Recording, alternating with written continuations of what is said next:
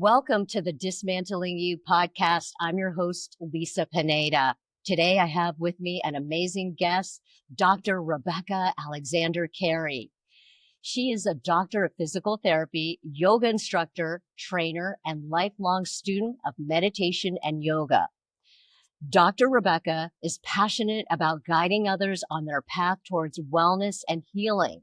She has instructed yoga and meditation since 2014. Dr. Rebecca earned her doctoral degree at Upstate Medical University and has a bachelor's of arts from Binghamton University in philosophy, politics, and law. Since this time, working in service of others has been her main focus. In May 2025, she was on the cover story of Syracuse Woman magazine, and her work has also been featured in 55 Plus, Syracuse.com. She is a CNY Business Journal 40 Under 40 honoree and is passionate about advocacy and community work. Dr. Rebecca is the owner and founder of TerraPhysicalTherapyWellness, offering specialty yoga classes and yoga-based rehabilitation using a primarily virtual platform. Dr. Rebecca believes healing begins from the inside out. We each must begin our own healing process step by step. When we work towards healing ourselves, even incrementally, we are positively contributing to our families, loved ones, and broadly impacting the community around us. Terra Physical Therapy Wellness follows a holistic approach to clinical care, and Dr. Rebecca draws from advanced training in biomechanics, yoga, pain science, and pelvic floor rehabilitation to guide each client towards living optimally. Welcome, Dr. Rebecca. I am so excited to have you with me today. Without further ado, let's get into it because I have not had anyone with your expertise on my show, and I'm excited about our conversation today about yoga and pelvic health. For those who don't know, what does pelvic health mean and what is the pelvic floor? Great question to start off with, and thank you so much for having me here. The pelvic floor is a set of skeletal muscles that are in the base of the pelvis. So the pelvis is that hip area most people refer to, and these muscles govern, and we need their cooperation to have all bowel, bladder, and sexual function. So they're pretty pivotal and important in our daily lives. It's basically important because it helps the quality of our lives and it's not talked about enough. What inspired you to become a pelvic floor physical therapist? So when I was in physical therapy school, I already had a background in yoga and I was familiar with I had a plan really when I was in physical therapy school, and that was to blend yoga and physical therapy. When I met pelvic floor PTs, so individuals who are already practicing in the field and I practiced in pelvic health, I felt as though I was lovingly recruited to this specialty because they understood that my background in yoga would really help reach and assist many of these patients. It's amazing that you got into yoga and you found out about the healing aspects of it and learning to quiet the mind. How did you fuse yoga and physical therapy together? It's a constantly evolving process of doing so, right? And so when I work with individuals who I'm seeing primarily for pelvic floor symptoms or pelvic floor dysfunction, and we'll speak perhaps a little bit later about that, I work with specific poses that might help to relax the pelvic floor or engage it. When I've in the past worked in a hospital, I worked with individuals who were lying in a hospital bed or, trying to return to sports and different things. So yoga really, to me, I always found was extremely beneficial no matter what the person's physical status was. And so that's something I've been very passionate about, is accessibility of yoga and applying it really for all individuals who are going through an injury, recovering from an injury, in pain, and the list goes on from there. I love the way how you're able to wear so many different hats to help patients with their specific needs. Tell us, what can someone expect at their first pelvic floor assessment? So it's a little bit of a different type of physical therapy evaluation. So what this entails is a long history taking primarily. So we get a lot of background information. What is someone's bladder history? What are their bowel movements like? So all of these different questions that are specifically related to the pelvic floor and these muscles to get a sense of how they function. And when I see patients virtually, I can often get a very good sense and determine a hypothesis to see this is what I think your pelvic floor would present like.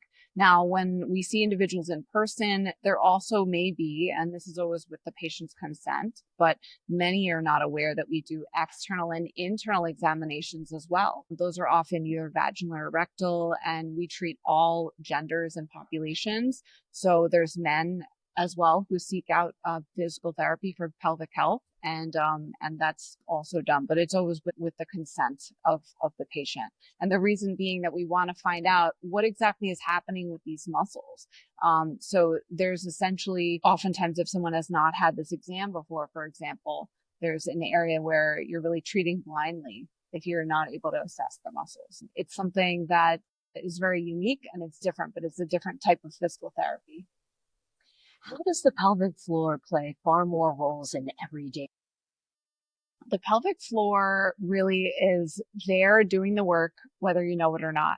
So being able to get to the bathroom in time, being able to have a bowel movement and not have it be uncomfortable, engaging in intimacy, being able to sitting on a bike seat, sitting on, Peloton or doing any type of exercise, we're using our pelvic floors. We don't realize it.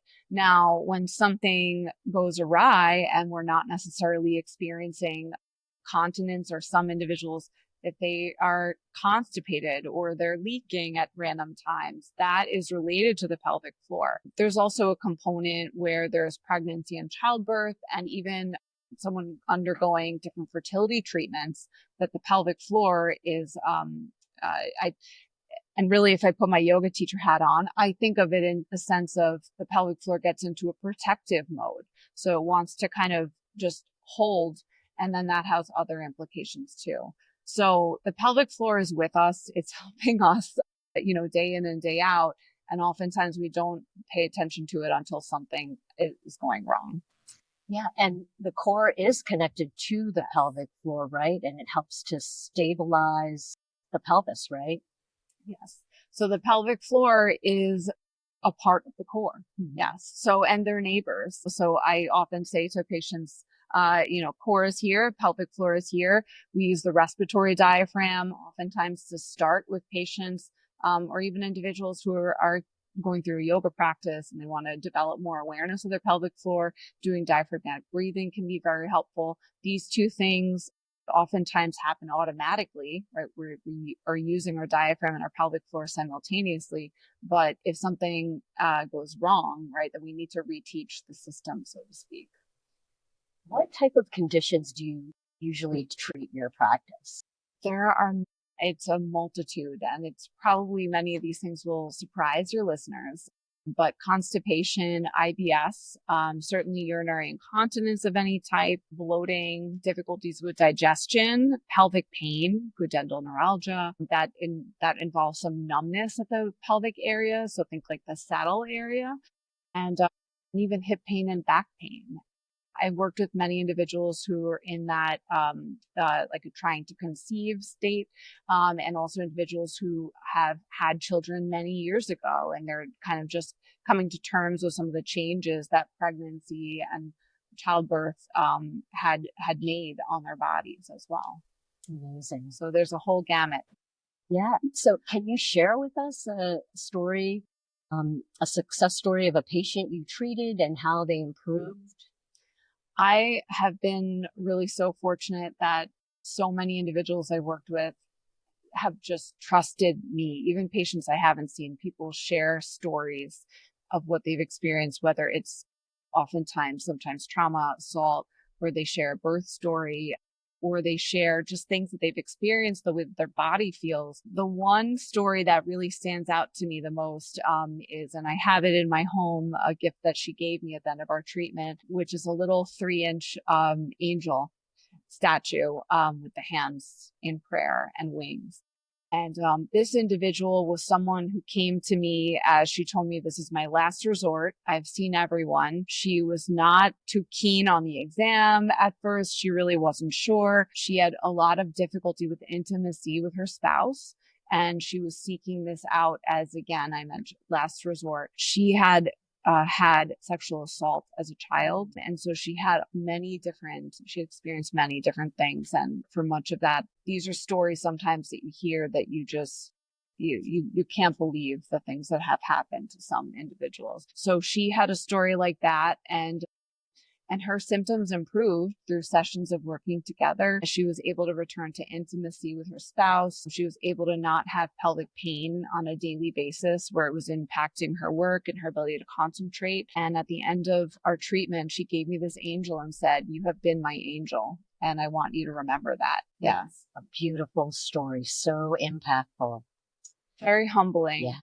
To work in this area. It's extremely rewarding. And really, I mean, it's oftentimes these are things that people know that, that folks have these symptoms, but it just does not get spoken about and it doesn't get prioritized. So we're here to say that the revolution is coming and we're going to talk about these things and know that there's ways to improve your symptoms for sure. Absolutely. Let's normalize these conversations. What makes your clinical background unique and how has it influenced your practice? So I have a pretty solid background in not only yoga, but also pain science. So understanding what exactly is happening to the nervous system when someone is experiencing pain, but also when they're experiencing trauma or when they have those two pieces together and really understanding pain science and our nervous system, our peripheral nervous system has helped me tremendously to become a better yoga teacher.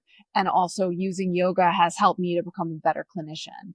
So these two things, as I mentioned, it's a constantly evolving process, but one lends itself so well to the other that I end up really finding just creative ways constantly to blend the two together.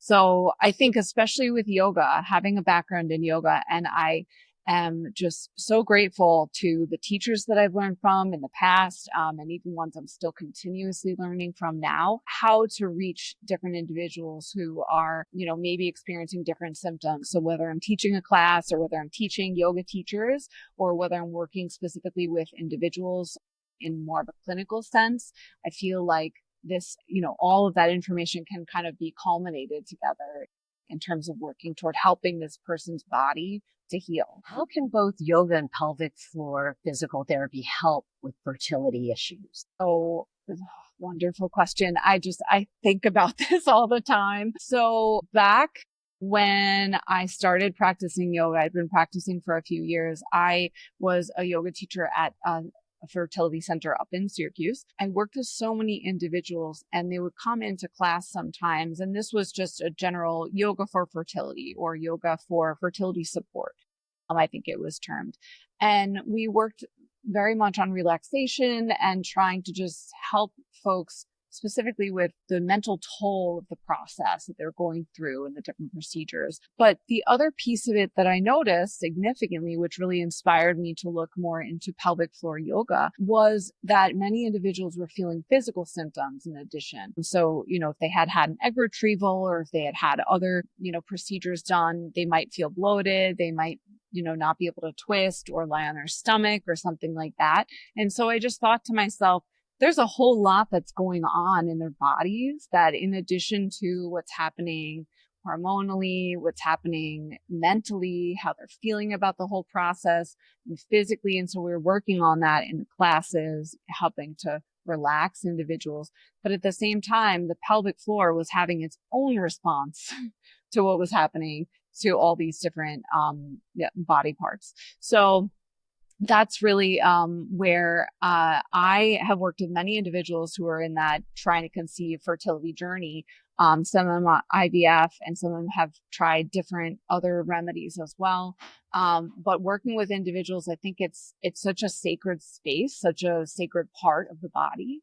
That's our first chakra to develop. So again, putting my yoga teacher hat on, develops in the womb until we're about a year to 18 months. So the pelvic floor at that root chakra, the Muladhara chakra, that area is a sense of trust, safety. And so if we are going through procedures where we don't feel like our bodies are necessarily comfortable in those situations, it may start to have an effect where many individuals I worked with, they were having difficulty engaging in intimacy with their partners because of the different procedures they were having, and their pelvic floor was developing more tension. So there's a lot to say on the subject, I will say.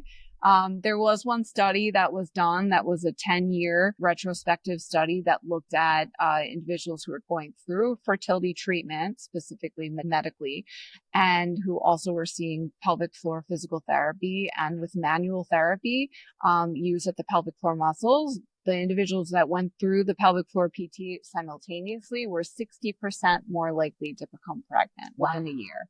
So there is a little bit there as well. In addition to the yoga, there's also a bit of an assistance as well with pelvic floor PT. And plus, if someone is having discomfort or pain at their pelvic floor and they're not enjoying intimacy, and let's say they're trying with some hormonal assistance, but they're still trying to conceive more just with their partner in that way, if they're not enjoying intimacy and they're not enjoying intercourse, it's going to be difficult to engage in that. So if the muscles are more in the tense position, then pelvic floor PT is a great option to consider as well to assist with that.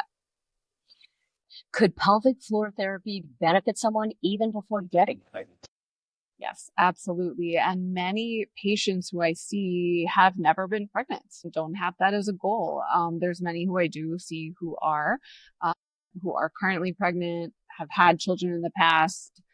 Some who have had a history of working through fertility treatments and things like that. But absolutely. There's even, I don't practice myself with children, but there are pelvic floor PTs who practice in pediatrics, also individuals who work with males. So it's not almost exclusive just to folks who are going through pregnancy or postpartum. That can be a really helpful time to see pelvic floor PT. And I would say that's, if you Googled it or you looked up on ChatGPT, that's what you're going to find the most. You're going to find pregnancy, postpartum, and Kegels. That's what you'll likely find if you look up pelvic floor, but they're pelvic floor physical therapy rather, but you're going to find a lot more by actually seeking out care from a professional as well. Good to know. Yeah. Great information. What are ways to address pelvic health with endometriosis and PCOS? So it's interesting because when I have conversations that are regarding that, if I see patients who have those symptoms like that, or they have actually had a diagnosis, these things kind of run parallel. They tend to run parallel. So if someone has had endometriosis or they currently have it, they may be more likely to experience pelvic pain or very painful periods. And again, when I put my yoga teacher hat on earlier and I said, the pelvic floor gets protective, that happens when there's pain. So if someone has endometriosis or even PCOS, for example, they may be having more bloating, cramping during their cycle or throughout the cycle. They might just be having it at random. So if there's discomfort in this area, and then now someone is engaging in just their daily life, right? They're trying to, they're using the restroom, they're maybe engaging in sexual intimacy in some form. They're going to experience those things at a heightened sense and maybe not necessarily in a good way. That's more of so those two diagnoses are medical. So they're not physical therapy related specifically to the musculoskeletal system. But again, they kind of run concurrent with some of these other symptoms that we do treat. What about leaking urine? Yes. What about it? The patients are you seeing? Are they older? All ages. They're really all ages. I remember one patient that I worked with several years ago who was 20 years old, and she said she had had urinary incontinence since she was in middle school. Wow. That's huge. No other medical reason other than many times I will often, and again, I'm humbled that individuals share many, many things with me, but this individual in particular shared that she had had urinary incontinence at school one day. And then since then developed anxiety related to peeing her pants, throughout the rest of her time in school and with her peers and everything. So there's a lot of reflexes that are normal that happen in our body. And once one little thing changes, like if we're going to pee just in case, or if we push our pee out, it's called the power pee. So you probably hear it, or maybe your listeners will start to hear it in bathrooms everywhere. You hear it everywhere where the urine stream is really forceful. That's not what the pelvic floor is designed to do. It's not designed to squeeze on your bladder. It's designed to relax and get out of the way. It holds when it needs to hold for you to be able to get to the bathroom in time. But there's several different types of urinary incontinence. One of those is not being able to get to the bathroom in time. And that I think is most associated with older individuals, right? I think of that commercial in the 90s that was the gotta go right now. And yes, and I didn't know that then. Maybe your listeners knew then. I did not know that that was for urinary incontinence pads. But there's a lot of those out there, and there's marketing that really gets specifically promoted to individuals who are older or individuals who are going through menopause. But urinary incontinence in truth can happen at any age. And you won't really know what type until you seek out care from a professional, or again, Google is not going to help you there because you want someone to get a full intake, get a full assessment, and give you their thoughts. Can you recommend any breathing exercises to access the pelvic floor? I know you had mentioned diaphragmatic breathing. Yes. Is that your favorite? That is my favorite, really, because I think in general, and, as a broad statement, I think that our society in general tends toward more muscle tension, right? And you know that also as a yoga instructor. So that's a part of our shared goal, right? Is to help individuals to relax and just to experience their bodies in maybe a more positive way through yoga. But for most individuals, I would say that there's more tension in their muscles. So that being said, if there's more tension in the pelvic floor, we're not going to want to walk around doing Kegels all the time. We're not really going to focus so much on a breath of fire where we're engaging, or even engaging Mula Bandha constantly. So I'm not against those practices. I would say, just as a very blanket statement, the more helpful breathing technique is really to try to bring the breath as low as you can and try to have the belly expand such that we talked about the core and the pelvic floor relationship. The pelvic floor is likely to relax and expand if you're also breathing into the core and abdominal area.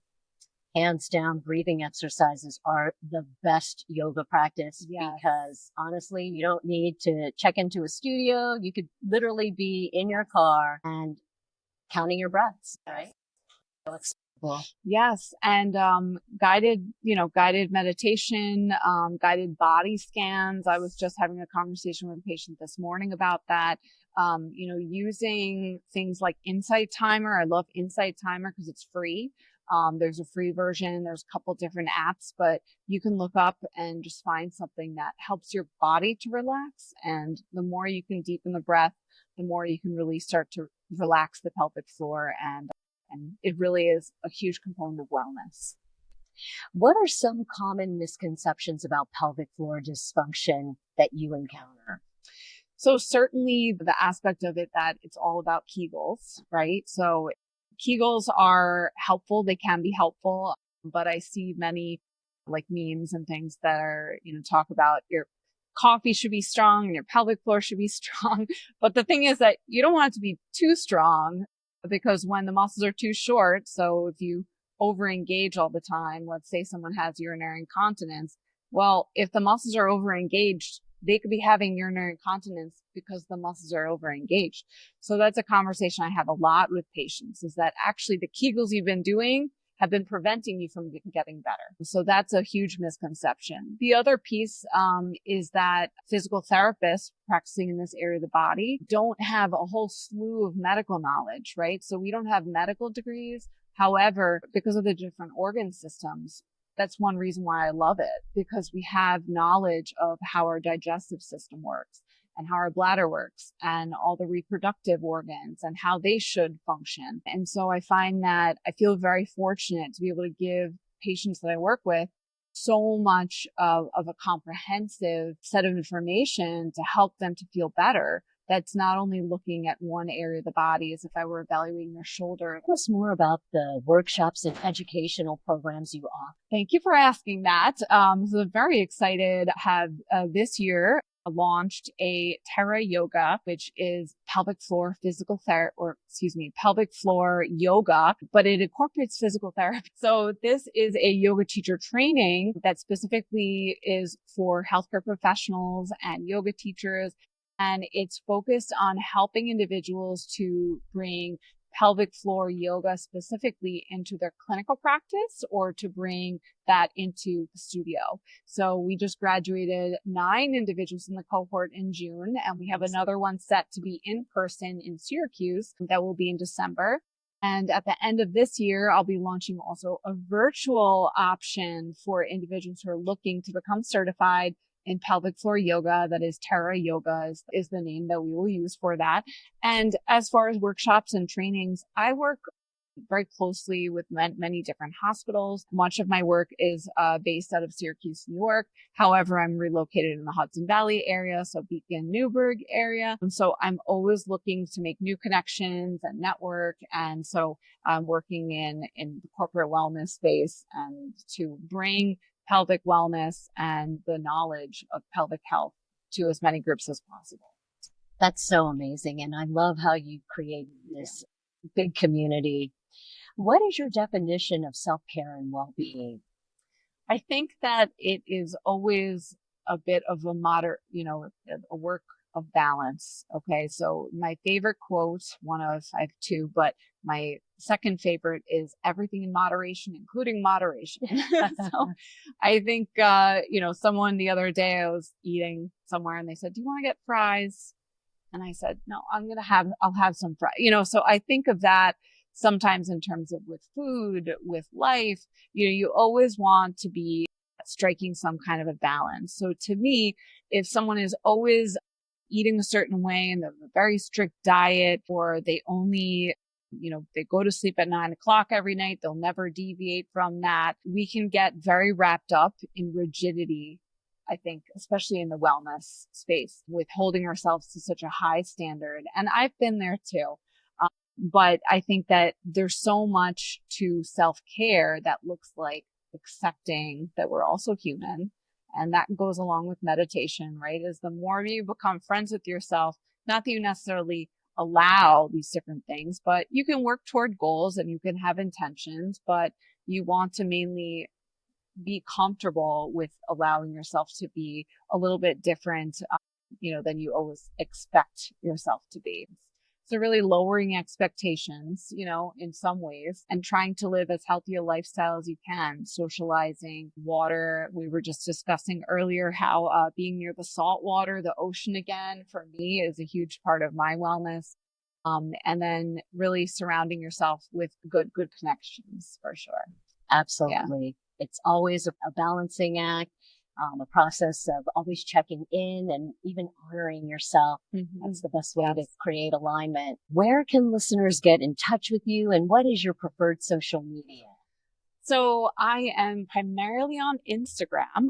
However, I do also have a LinkedIn presence, so I'd say that's a pretty close second. And Instagram-wise, you can likely see in the show notes for LinkedIn as well, TerraPhysicalTherapyWellness. So you can find me there on LinkedIn as well as on Instagram, Facebook, and I post a lot of different things about traveling, wellness, pelvic health, and all the things that are going on in those spaces. Thank you. We'll be sure to include all of this in the show notes. Dr. Rebecca, not only are you a true pro, but a healer. Thank you so much for stopping. Thank you so much for having me. It's an honor. Thank you.